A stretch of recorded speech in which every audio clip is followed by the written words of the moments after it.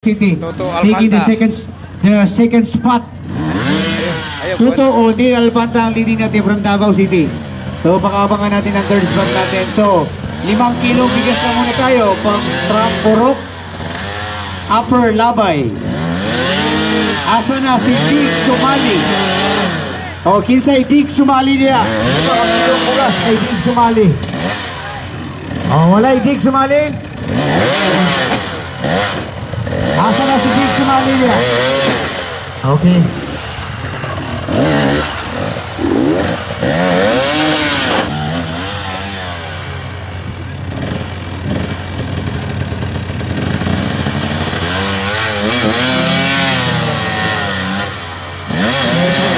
Okay, Milan Dayan from Jensen.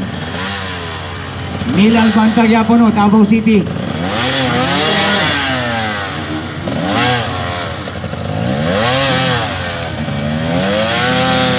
Okay.